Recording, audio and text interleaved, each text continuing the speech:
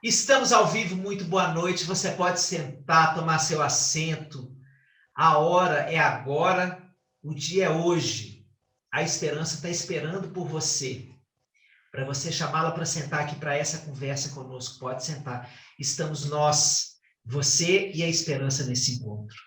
Temos vivido tempos muito duros. E o AIP existe também para trazer oxigênio a pulmões exaustos. Nesse encontro aqui, somos parceiros e co-construtores de um mundo mais belo. E é por isso, exatamente por isso, que eu trago esse homem com G de gigante, com R de raríssimo e com I de impressionante. Cláudio Tebas. Eu vou te apresentar para ele. Ele é publicitário de formação, escritor de muitos livros infantis e adultos, sobretudo best-seller, O Palhaço e o Psicanalista, que você já deve ter lido. Se não leu, leia. Educador do tipo que faz qualquer Paulo Freire suspirar de orgulho, faz da palhaçaria um encontro inadiável com a verdade de si e do seu interlocutor. Mas ele é tão palhaço em sua mais profunda essência que ele não precisa do nariz vermelho para fazer-nos crescer como humanos através do riso, do espanto ou da lágrima. Cláudio é um brincante, minha gente. Brinca de existir e, por isso, leva a vida tão a sério. Brinca de refazer mundos. Quando eu estou do lado dele, eu sinto que tudo pode recomeçar. E é assim que eu quero convidá-lo para estar aqui hoje comigo, recomeçando. Obrigado por fazer esse mundo novo existir na brincadeira dos nossos corações, meu querido. O Diálogos com a Esperança tem a honra de começar essa jornada de uma semana juntos, conversando sobre esse tema inadiável da vida, de trazer ao picadeiro da aventura de conversar com esse respeitável amigo. Senhoras e senhores, corações em festa, porque hoje a esperança vai brotar do encontro com Cláudio Tebas. Ai, meu Deus. Problema técnico, eu ouvi agora há pouco, mas agora deu mais calor ainda. Bem-vindo, querido, que alegria ter você por aqui. Ai. Eu vou começar o nosso encontro lendo o livro mais recente do Cláudio, Ser Bom. Eu vou colocar aqui na minha cara, porque eu não sei o que está passando do meu rosto aqui, ó. Ser bom não é ser bonzinho. E esse livro tem um subtítulo que é a cara do Cláudio. Eu vou ler para vocês. Como a comunicação não violenta e a arte do palhaço podem te ajudar a identificar e expressar as suas necessidades de maneira clara e autêntica e evitar julgamentos como desse título. Ser bom não é ser bonzinho. A gente vai começar com um trecho desse livro. Olha só. Na página 19, o Cláudio vem dizer o seguinte: a travessia da aflição noturna me fez compreender que minhas dúvidas e inquietações não me pediam para que eu negasse o convite, mas sim que as levasse em consideração na hora de escrever esse livro. Foi o que eu procurei fazer. Escrevi de mãos dadas com as minhas imperfeições e incertezas.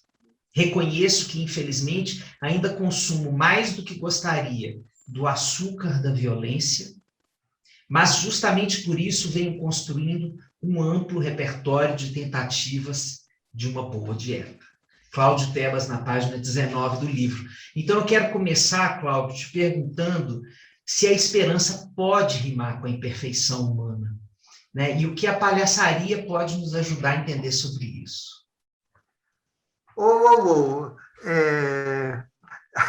Olha, eu acho que não há esperança sem imperfeição, porque o desejo da perfeição vai nos impedir de fazer.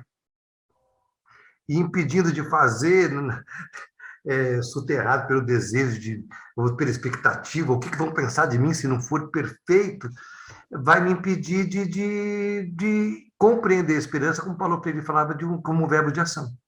Então, só dá, para mim, e amei a pergunta, surpreendente, só dá para ter esperança se a gente convidar a nossa imperfeição para agir no mundo. Porque perfeito... Que coisa, né? porque a esperança de muitas pessoas, às vezes, se coloca como um construto, o contrário, né? Idealista. É um construto. Pode falar que o seu áudio está travando. Tá, ok, beleza. Vieram me dizer que o áudio está travando. Maravilhoso, e veio a voz assim. Veio. Então, a esperança de muita gente tem esse construto mais idealista, né? Em que eu desenho um futuro exatamente muito diferente do que é o meu presente, muito inatingível, né? Com algumas características que, inclusive, eu sei que eu não vou poder alcançar. Então, essa sua fala é muito pertinente porque ela está trazendo um convite para a gente pensar a esperança como uma característica da nossa imperfeição. Uma esperança como uma abordagem a mais, um subproduto a mais da nossa imperfeição. Eu acho que essa sua abordagem é muito convidativa, porque a gente não espera para ter esperança, a gente vive de forma imperfeita e por isso pode ter esperança. Nossa, a Lê está gravando isso. Tá. Que bom. Você traduziu nessa sua fala a ação do palhaço no mundo. O palhaço não tem tempo de ter esperança. Porque ele tem uma fé que é tão grande que ele age antes de pensar se tem esperança ou não. Então, a fé é o que move o palhaço a fazer, e a esperança é como se fosse o galope do cavalo.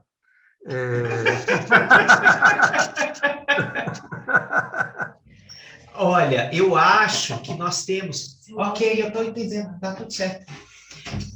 Eu acho que nós temos uma coisa muito impactante nesse nosso começo de conversa. Porque muitas pessoas veem a palhaçaria como uma distração. E ela é um aprofundamento. Muitas pessoas se conectam com o palhaço como uma distração da vida, como uma coisa que vai me retirar daquilo que é mais profundo. E eu quero mesmo aproveitar essa nossa conversa para abordar talvez, uma dissonância que as pessoas tenham sobre o que é o palhaço, sobre o que ele vem a constituir como arquétipo na nossa cultura. Por que você acha que o palhaço ainda é tão incompreendido, hein, Cláudio? Porque acho que as pessoas não se relacionam com este palhaço. A gente pode inverter a câmera e compreender isso como um problema do palhaço que está do outro lado. As pessoas não se relacionam com este palhaço que está agora na minha frente. As pessoas se relacionam com o palhaço do filme de terror, ou com aquele palhaço que, quando eu era um circo, me deu medo. Isso tem muito a ver com a forma como a gente se relaciona com o outro, não tem? O Alê na minha frente agora é o Alê na minha frente agora às 20h27. Sim. Né? Então, acho que muito do medo do palhaço é porque a gente não está em relação com esta pessoa. É palhaço. Né? É a tarja. Né? E, então, acho que somando com a esperança aí, eu acho que a busca do palhaço é atravessar esse oceano. E para atravessar esse oceano, a gente tem que estar juntos nesse instante, aqui, agora, compreendendo que a esperança é essa marola que vai e vem. Não é esperar, né? É esperançar, como diz Paulo Freire. É esperançar. Esse palhaço é uma abordagem que tem na sua formação um desafio muito grande para quem se joga nela. Eu quero voltar lá na sua formação como palhaço. Que idade você tinha quando você fez a sua formação de palhaço, Cláudio? 30 anos. 30 anos. Quem era o Cláudio naquela época? Caramba, sabe que eu fui abalroado pela linguagem, e com 30 anos eu estava bem, assim, perdido. Mas depois de alguns anos de ter feito a minha primeira experiência de palhaço, que foi uma iniciação, parece que tudo que tinha feito antes e que não fazia sentido se acoplou em mim, que são as imperfeições, os meus erros, meus caminhos tortos, como diriam os secos e molhados. Parece que tudo ali fazia sentido, como parte de uma trajetória que sem ela não seria eu, com esse corpo, com essa alma, com essa cabeça. Com 30 anos eu tinha 2 filhos, estava saindo do trabalho com meu pai, porque eu não conseguia trabalhar na empresa dele, como comércio, e estava começando a escrever. E sou muito grato à Eva Furnari, autora de livros infantis, que um dia me pediu para adaptar um livro, eu não tinha nenhum livro lançado, me pediu para adaptar um livro dela para teatro. Meu Deus! Eu apresentei um original meu para a Eva, que já era a Eva Furnari. Sim, sim. Né? Apresentei um original meu para ela, ela falou assim, você quer escrever? Eu vou te ajudar. E aí começou a ter encontros comigo. E junto me pediu para adaptar um livro dela para teatro. E aí eu fui assistir um espetáculo que tinha palhaço. E aí eu fui completamente abalroado, a vida virou de ponta cabeça, assim.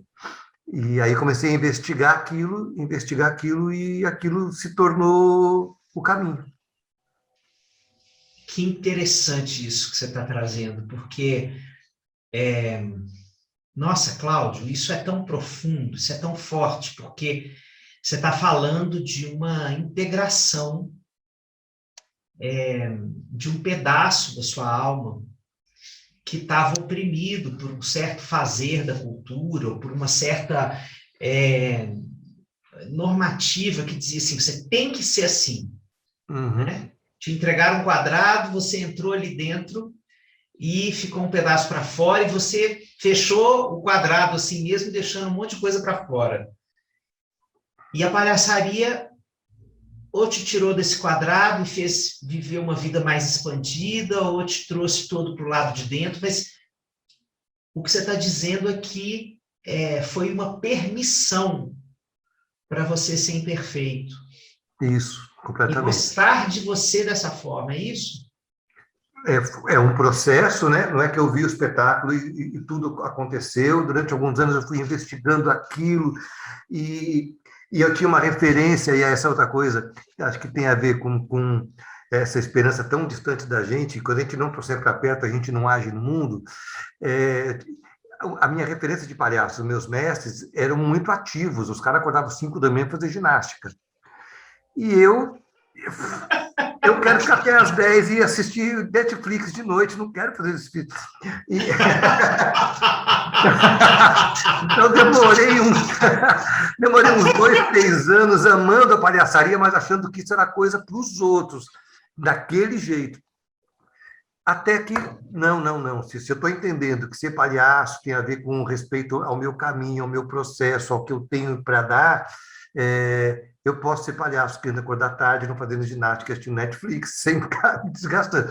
E aí foi acoplando a coisa. Tenho a impressão, e aí eu te pergunto, que isso tem a ver também com a comparação que a gente faz com esperança com expectativa. A expectativa que você coloca lá longe, a esperança você não vai alcançar nunca, aí você não coloca a esperança para agir. Sim. Né? Mas eu acho que tem uma coisa muito poderosa nisso. Porque se você for pensar, por exemplo, vamos falar aqui do meu ofício, né? Que é a escuta e o diálogo do sofrimento e da terapêutica para esse sofrimento. Muitíssima gente procura ajuda psicológica porque sente que não pode ser quem é, porque sente que não consegue um espaço de autenticidade para existir. Então, essa questão que se colocou para você como um caminho que a palhaçaria te entregou, é o desejo de muita gente dentro da psicoterapia. Eu estou achando que eu vou mandar um monte de gente. Olha, são muitas as particularidades assim que se somam mesmo, né? De ser quem é, se aceitar. Mas sabe que é muito comum. E aí, eu já vou te falar a brincadeira que eu faço com quem chega com essa pergunta. Às vezes chegam os aprendizes lá e um deles ou uma delas fala assim: ah, não, eu estou fazendo terapia, mas a minha terapeuta falou que eu devia fazer um curso de palhaço. Aí a minha brincadeira é assim: então pergunta para ela se ela quer que você fique boa ou se ela quer que você fique louca de vez. Se for ficar de louca de vez, está no lugar certo. Olha, o pessoal do Instagram está perguntando onde é que está o Cláudio Tebas. Está aqui no YouTube comigo. Sai daí, pega esse link que está aí fixado no Instagram, vem aqui para o YouTube do Instituto Aripe assistir a gente por aqui. Eu liguei aqui o Instagram só para se tiver gente aí querendo assistir, não se inscreveu, etc., você pode pegar esse link. Se nada disso der certo, googla lá, YouTube, Instituto Aripe, e é o vídeo que está ao vivo, tá bom? Ô, Cláudio, isso que você está trazendo sobre a interseção entre esses mundos, né, da palhaçaria e da psicoterapia, vocês agora conseguiram, assim, como se fosse o making-off do psicanalista e o palhaço. Porque isso que você acabou de dizer é a alma daquele livro. Conta a história desse livro. Olha, para quem ainda não leu esse livro, por favor, ligue já, pega aí, clique em qualquer livraria virtual, O Psicanalista e o Palhaço. Como a escuta pode salvar, como escutar o outro pode salvar vidas, não é isso? Como escutar o outro pode transformar vidas. Pode se transformar vidas. Um tiquinho menos potente.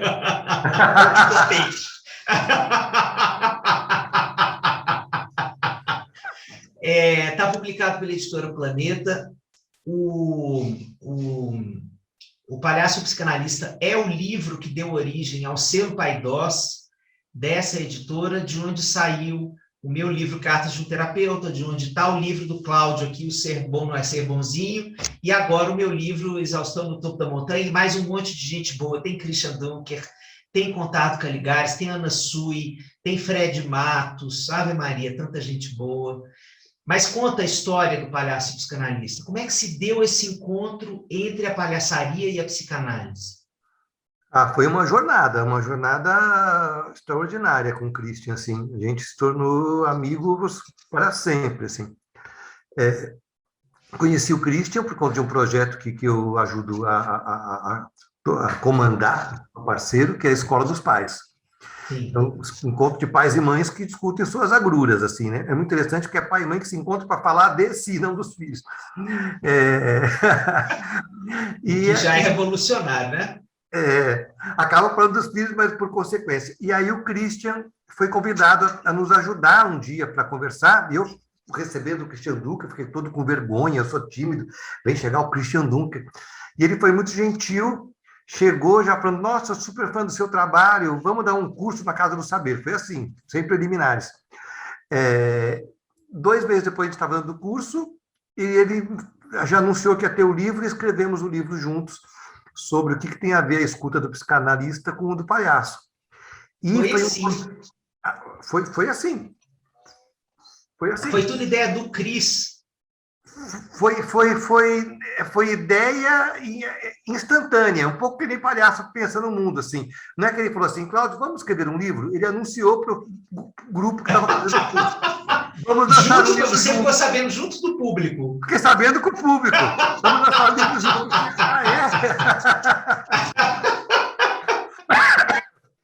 E é muito interessante isso, porque eu sinto que aquele livro, para mim, uma das magias desse livro é que você percebe na condição de leitor o esforço que os dois estão fazendo para se deslocar do seu mundo originário e construir um lugar de encontro mesmo ali. Então, assim, tem uma consonância entre o que vocês dizem sobre a escuta, os 4 Hs, a gente vê vocês aplicando tudo que vocês estão dizendo no ofício de escrever o livro, no encontro do diálogo para produzir aqueles capítulos. É isso que eu sinto desse livro. Eu fico tão feliz de ter transbordado das palavras a ponto de você capturar isso, porque foi um processo exatamente assim. A gente não teve milímetro para mexer no texto um do outro, muita abertura, muita disponibilidade. E exatamente isso, teve um desejo de me aproximar da profundidade genial que o Christian traz, com seus enormes conteúdos, mas reconheço que teve um enorme desejo de se aproximar com as coisas que eu trago com o coração. A gente foi ali se aproximando mesmo. Eu vi que aquele livro ia ser grandioso quando eu peguei naquele livro, no dia do lançamento lá em Belo Horizonte. Você lembra que a gente se conheceu ali? Lembro. E eu vi na contracapa do livro que o Christian com um nariz de palhaço. Na hora que eu vi aquilo, eu falei, gente, isso aqui tem alguma coisa aqui. Esse livro tem balacobaco. E a gente que agora, por causa da pandemia, mas a gente fez palestra Brasil afora, ele fazendo mágica, fazendo gag de palhaço. É lindo de ver, porque ele alcançou uma baita notoriedade, mas ele não senta em cima, ele se arrisca, ele se joga, por isso que ele conquistou o que ele conquistou. Eu tenho certeza disso. Então, é disso também que a gente está falando, né? Você vê que talvez uma pessoa, né, como você e como ele, que estão tão expostos a tanta coisa da vida, pelo nível de profundidade que vocês já atingiram nas reflexões sobre a existência, sobre o humano, talvez o nariz de palhaço seja um pouco da gênese da própria esperança, né? Em vocês dois. Ali, acho que sim. Eu me emociono quando discuto isso, porque o palhaço ele sintetiza a pessoa que acredita, né? Um palhaço que não tem fé, ele não age, ele fica estático. O palhaço ele é meio infinitivo e gerúndio no mundo, sabe? Acho que o nariz do palhaço ele sintetiza essa esperança. O palhaço ele vê uma fruta em cima da árvore, ele não pensa que está tão alto, ele tenta, porque ele tem fé que vai conseguir. Por isso que eu brinquei. E se ele cair, ele não se aniquila por causa dessa derrota. Exatamente, porque ele tem fé que ele vai levantar, porque a fé vai movendo ele o tempo inteiro. Ele não estaciona na dor. Caiu. Eu vou comparar um pouco meus cachorros, acho que já tive essa comparação, talvez seja ruim. Mas os meus cachorros estão aqui fora brincando, felizes. Começa a chover, eles não ficam assim, au, choveu, estava tão gostoso aqui fora. Eles entram. E isso é muito do palhaço. Ele tenta pegar a fruta, ele tropeça, cai, ele levanta, porque ele acha que vai conseguir de outro jeito. Sim, ele está na moda falar narrativa e tal, né? Mas ele não está falando. Olha, mais um momento sublime de Cláudio Tebas aqui, por favor. Vamos sublinhar isso aqui. O palhaço não fica pela narrativa, nossa, fui pegar a maçã e levei um tombo. Caiu, tenta de outro jeito, ele segue. Sim. Eu lembro do meu filho, eu vou contar uma história para você, acho que eu não te contei, do meu filho assistindo O Garoto do Chaplin. Te contei isso? Não, contou não. Meu filho, com 4 anos, foi passar O Garoto do Chaplin aqui no MAN, em São Paulo. Cinema, não, era raro passar, né? Chaplin, cinema. A gente foi ver O Garoto. Meu filho, 4 anos, foi minha filha com seus 7. A plateia começou a rir do Rafael. Porque o Rafael, sabe o que acontecia? Ele ria e chorava como se fosse um botão de liga e desliga. Liga e desliga, liga e desliga. O Chaplin está andando com o garoto. Tira um garoto do Chaplin, ele chora. Tira o garoto. O Chaplin tropeça. Tropeçou. O garoto chora, ele chora. É isso. Isso tem muito a ver com essa esperança incondicional. A chave muda, vai. A chave muda, vai, não para. É o nariz do palhaço que traz isso. Que coisa. Ó, vocês que estão no Instagram, tem Alessandro Barimpieta entrando aqui no Instagram. Alessandro, corre lá para o YouTube, porque você precisa ver o Cláudio em pessoa. Um beijo, meu amigo de Salvador, gênio também. Gênio. Olha aqui, para quem, então, não entende essa profundidade da jornada, você estava falando quem você era antes da palhaçaria, né? O que você acha que aconteceu com a sua identidade? Quem veio a ser o Cláudio depois da palhaçaria? Uia. Meu colega fala que agora há pouquinho eu falei de infinitivo e gerúndio. Eu permito os meus gerúndios, acho, sabe? De estar tentando, estar buscando, que acho que antes eu me cobrava muito. é, o erro, ele era um defeito do caminho, não um convite para compreender o caminho. Então, acho que o palhaço, estou falando genericamente, tem dias que cada erro que eu cometo, eu fico péssimo, mas o palhaço pelo menos me sinaliza de que, opa, faz parte. é, então, acho que é o antes e o depois de encontrar com a linguagem e mergulhar nela tão seriamente, tão profundamente, é me aceitar, mas não me conformar comigo. Me aceitar, mas saber que estou em Que construção. bonito isso, hein? A diferença entre aceitação e conformidade. É, Eu aceito o meu estado atual, mas me mobilizo pela minha angústia, me permito me mobilizar pela angústia do que eu ainda quero ser, do que eu ainda quero fazer. Não é isso? isso, exatamente, completamente isso. Completamente isso. E o educador surgiu quando, hein, Cláudio? Faz um ano, talvez. Não, não, não, não, não. Eu vou falar da. Você sabe que eu tenho uma parceria de muitos e muitos anos, muito anterior ao Chris Dunker, com a Cris Dunker, a esposa dele. Sim. Estão viajando de lua de mel. Dunkers. 30 anos, Dunkers, a série de Netflix, The Dunkers. E faz mais um ano que a Cris me chamou e falou: Cláudio, você sempre se fala palhaço e tal, quando é que você vai assumir que você é educador, hein? Por isso que eu Então isso saiu do armário há um ano, é isso? acho que isso saiu, assim, assumidamente do armário faz um ano. Eu trabalho com educação há 30, mas Pronto, ok. assumir que eu educo, assim, que eu amo fazer isso, acho que faz um ano e pouco, assim, que eu assumi. Nossa, é mesmo, né? Acho que eu faço. Vou falar, quando você falou do Paulo Freire no começo, falou que ele ficaria feliz com o jeito que eu faço as coisas. Eu preciso falar que é uma luz no meu coração, assim, porque acho que a coisa que eu melhor faço é buscar ser um bom educador. E isso eu descobri faz um ano. Então eu vou te dizer porque eu já vi você como educador. Então, e tem mais de um ano. Então, você como educador, eu acho que faz uma convocatória. Assim, você é um educador que transmuta essa fé, você translada essa fé do palhaço para os olhos do educador. E entrega essa fé para o educando. E faz o educando se sentir confiante no processo de aprendizagem.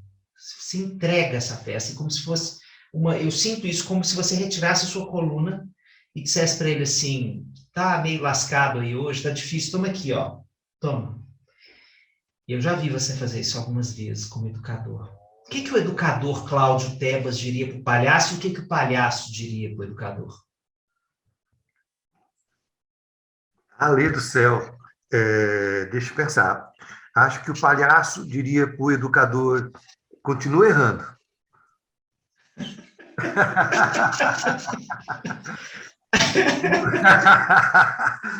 E o educador diria para o palhaço: me ensina a cair.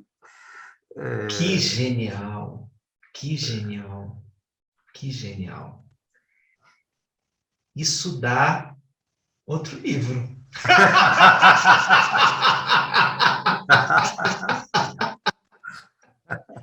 Dá outro livro de mãos dadas. Meu Deus, eu não vejo a hora de ver essa maravilha. Estou escrevendo muito ali, você não tem ideia, eu estou mergulhado no nosso livro.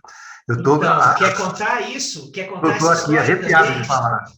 Vamos contar essa história. Vamos. Conta.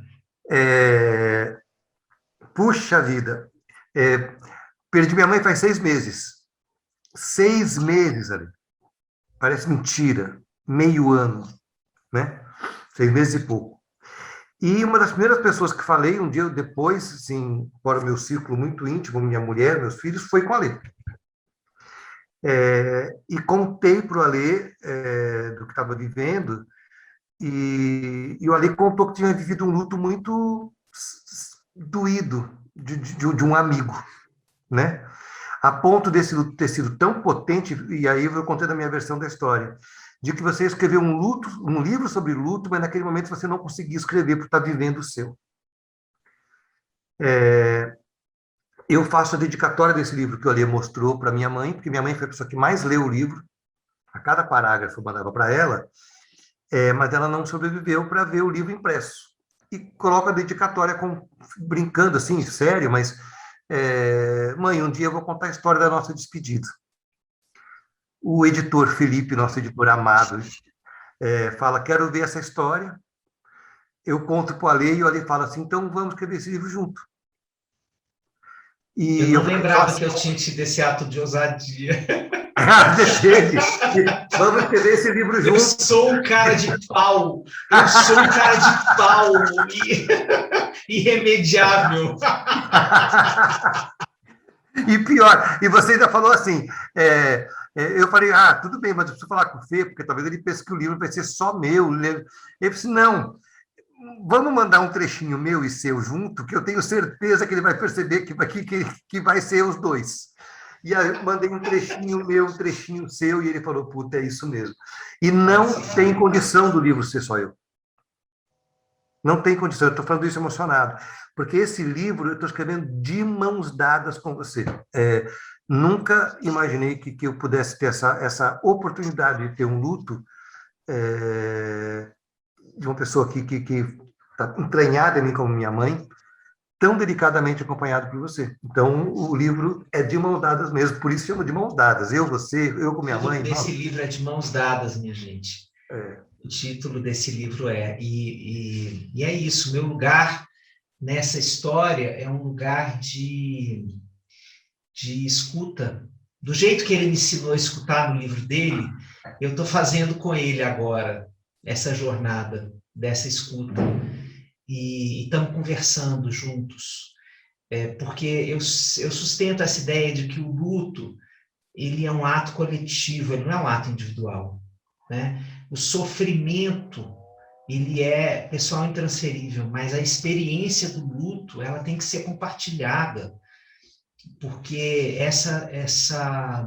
a contemplação da saudade, a contemplação do que vem a ser o futuro depois da passagem da morte pelas nossas vidas, ela merece ser acompanhada, merece ser conversada, merece ser dividida, merece ser transformada em diálogo, né? Então, foi isso que rompeu em mim o desejo de acompanhar o Cláudio nessa jornada, porque eu sabia que a gente ia crescer junto, eu sabia que... Bom, eu já sabia que eu ia grudar no Cláudio, assim, igual aquele bichinho agarradinho, os velhos vão entender, aquele bichinho que ficava os velhos entendem. Fofolete! Então, eu já sabia que isso ia acontecer, né, na minha relação com o Cláudio, e que a gente ia fazer muita coisa junto, mas eu também não sabia que ia acontecer desse jeito, e foi o jeito possível também de eu continuar estudando e escrevendo sobre luto, né, acompanhando uma história e costurando junto com ele essas palavras que podem ser ditas sobre, às vezes, o silêncio que a gente não... que invadem a gente, né? O luto invade a gente com silêncios e a gente está conseguindo escrever sobre ele. É um privilégio, uma honra. Cláudio, por falar em emoção, né? O que há em comum entre o riso e a lágrima? O que há em comum entre o riso e a lágrima? A primeira palavra que me ocorre agora é o preconceito, né? Tem muito preconceito contra aquele que chora, é um fraco, ou contra aquele que ri, que talvez seja um bocó, né? Então, acho que o que há em comum é o julgamento. Acho que o que há em comum entre eles é o julgamento. Ou seja, não tem jeito, né, de existir sem esse olhar, né? Então, se a gente vai ser julgado ora por um, ora por outro, que a gente possa rir e chorar. Isso! Exatamente, já que vão julgar. Que estão lascados nesse mundo.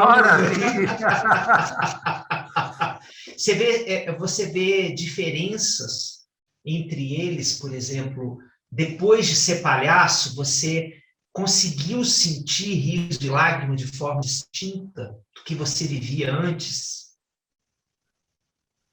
Ali, não quer dizer que isso seja assim, né? Flat, Mas, pelo menos, eu consigo perceber quando não consegui, que já é um presente. Quando não conseguir estar pleno naquilo, quando não conseguir estar intenso naquilo, me dá um sinal. Por que será que eu fiquei com vontade de chorar e não chorei? Por que será que eu queria rir muito e não ri? Né? Então, acho que não sei se estou respondendo a sua pergunta, mas acho que esse palhaço me ajudou não a rir, a chorar em todo momento, mas eu acho que nessa relação aqui eu não tenho intimidade suficiente. E aí eu fico pensando sobre isso. Então, ele foi um sinalizador de intimidade, de sinais de alerta.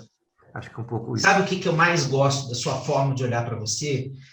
É que, pensando nessa mania de card de Instagram que está rolando na nossa época, assim, com uma certa apologia ao autoconhecimento, como se ele fosse possível de ser adquirido como um produto que você vai lá na prateleira das terapias e compra, para que você possa fazer uma leitura tipo raio-x de você, e a partir do momento que eu me conheço, a minha vida está resolvida. E você sustenta essa maturidade do olhar para si como a condição de continuar se perguntando e duvidando de si e assumindo as próprias lacunas. Isso é maravilhoso, porque muita gente acha que autoconhecimento é uma certa porta para um momento em que você não vai ter mais essas lacunas e essas perguntas. É o contrário! Quanto mais a gente se conhece, mais a gente tem uma certa nostalgia daquele tempo em que a gente mantinha uma certa ignorância, que nos mantinha certezas inabaláveis, é isso? Adorei, é isso. Acho que é isso, assim, quanto mais a gente se conhece, mais a gente se dá conta o quanto que a gente não se conhece, né? Eu acho que é um pouco assim. Olha, eu tinha uma pergunta aqui que você já respondeu, mas eu vou fazer a pergunta de novo, porque se você quiser pensar mais alguma coisa sobre isso, junto comigo, está liberado. O futuro costuma ser o lugar da esperança. Né? Pensamos na esperança lá no futuro. Esperança é um porvir que está sonhado. Né? E quem faz planejamento de futuro é gente de planilha, né, Cláudio? Não de nariz vermelho. Né? Então, é possível esse palhaço ser o porta-voz dessa esperança no momento presente? Né? E como um palhaço pode ajudar ao mundo a entender o que é a esperança? Nossa, Lê, Jesus. Acho que como porta-voz talvez seja quase uma arrogância. Nós, palhaços, porta-voz da esperança, mas nós, palhaços, porta-vozes da ação no mundo com desejo de transformar alguma coisa. Ação no mundo agora. O que eu posso fazer agora? Se tem uma coisa que me sufoca, eu não poder fazer alguma coisa agora. Ainda que alguma coisa agora... você na pandemia com isso aí. Deu uma enlouquecidinha, não deu? Deu. Logo começou, foi muito desesperador. Aí eu fui me reconectando. O que eu posso fazer agora não é fazer aquilo que eu queria fazer agora. O que eu posso fazer agora é o que eu posso fazer agora, que é escrever, né, o nosso livro, que é fazer as ações assim, voltar para o aula, pequeno, para a aula, para o curso, né? Eu tenho a impressão que, falando em mim, né? Não estou falando a esperança é assim, falando para mim, o que me dá esperança está fora. Mas vou falar uma coisa, a gente começou lá, quando a gente começou a gravar, que deu problema, eu falei que tinha tomado banho, e pensei em você me dá esperança. A tua voz ser escutada me dá esperança. Falando do fundo do meu coração. Os seus livros serem lidos me dá esperança. Ter espaço para livros como os seus serem publicados me dá esperança. Isso me dá esperança. Me dá muita esperança. Mas tem uma coisa que, se eu não tiver um motor interno que me conecte com a esperança que está fora, eu não ajo. E acho que o que junta a fé que está dentro e a esperança que está fora é a ação no mundo. Sim. Eu tenho fé que vai dar certo, tenho uma esperança que me inspira, então eu faço. Então acho que a escuta do palhaço sobre a esperança no mundo é inspirar-se por todas as maravilhas. Então, hoje eu tive um encontro ali com meninos e meninas de Natal, que fazem encontros periódicos, só os adolescentes de uma escola, para falar das suas dificuldades em falar as coisas para os pais, encontrar caminhos entre eles para conseguir verbalizar. Ó, isso me dá esperança. Isso me dá esperança, entendeu? Então, acho que o que o palhaço pode chamar para ter uma esperança no mundo é se conectar com o fazer, que o fazer do palhaço, acho que eu daria o nome de fé, o fé que vai dar certo, o fé, e se conectar com as maravilhas que estão fora, porque tem muita maravilha fora acontecendo. Muito obrigado pelas suas palavras. Elas são nutrição para uma alma que às vezes está andando no semiárido da esperança, sabe? Às vezes esse presente do indicativo que a gente está vivendo está fazendo a gente conviver com uma certa aridez da vida, que é atípica pela pungência dessa dureza, dessa crueza, né? Então a sua fala é nutrição. É nutrição, é água. Assim, eu vejo o chão árido sendo molhado pelas águas do seu amor. Obrigado. Ser palhaço aumentou a sua intensidade com que você vive os seus dias, Cláudio?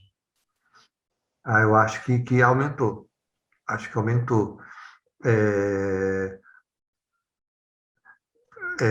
Posso dizer que a linguagem e é um processo, né? Eu sou palhaço há quase 30 anos, né? E por causa da pandemia, há 1 ano e meio que eu não boto meu nariz vermelho, até me emociona falar isso. Mas, cada vez mais, eu tenho tentado investigar eu palhaço no mundo, não o palhaço em cena.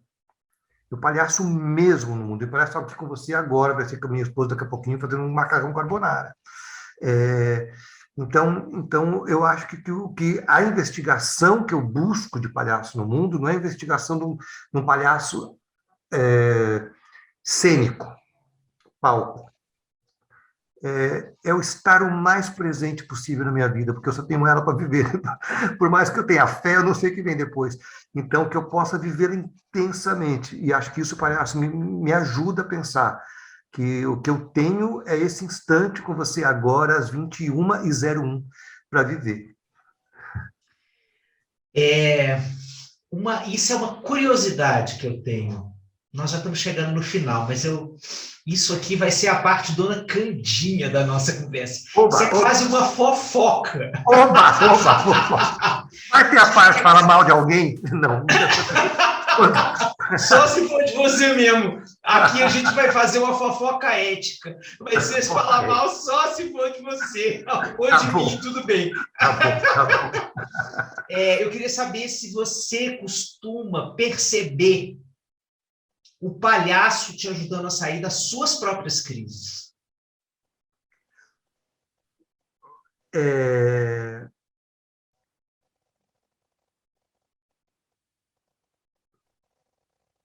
O meu silêncio é de absoluto respeito com a tua pergunta.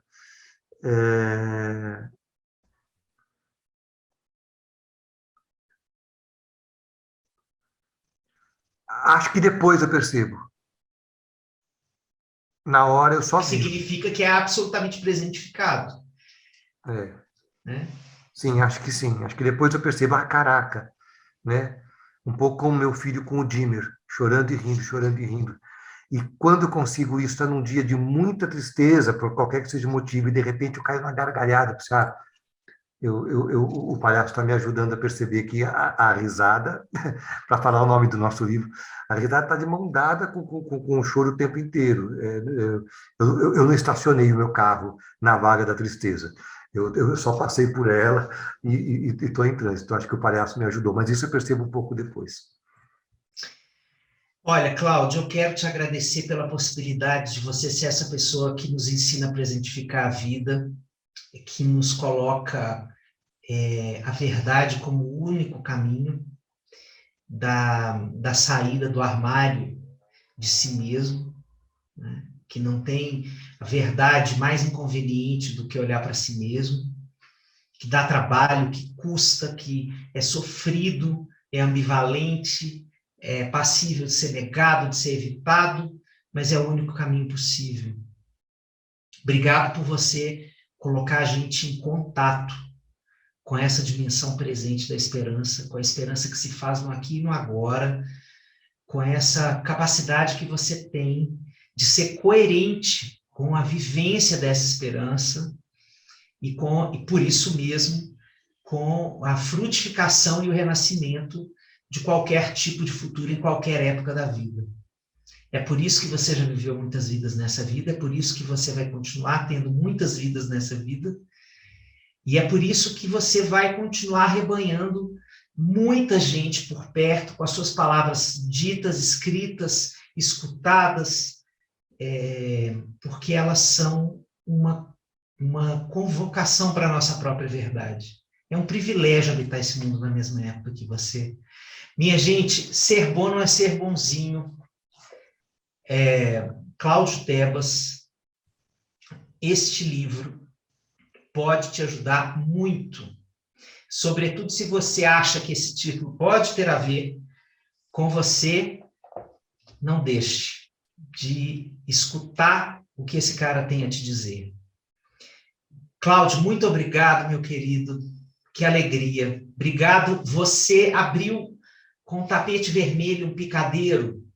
Eu vejo um cenário de glória para o aplauso que a gente não escuta porque é online, mas eu escuto as pessoas de pé te aplaudindo aqui. Lindo, muito, muito, muito obrigado. Agradecer muito a todo o suporte técnico que a gente teve para conseguir vencer as dificuldades, para a gente poder estar aqui chegando nas pessoas. Obrigado pela pessoa que você é, meu. Você sabe, espero que você saiba que você é necessário nesse mundo. Eu estou de mão dada com você para subir a montanha, para descer a montanha. E falei de mão dada com você e nem me dei conta do livro, falei sem querer, não foi merchandising. O melhor merchandising é o inconsciente. Inconsciente. Muito obrigado. Merchandising jato falho, aí eu vou ter que contar essa pro Christian. Ai, caraca. É isso, gente. Vamos embora, vamos botar a esperança para... Vamos votar. Isso aqui, minha gente, foi só a primeira conversa com a esperança, foi só o primeiro diálogo com a esperança.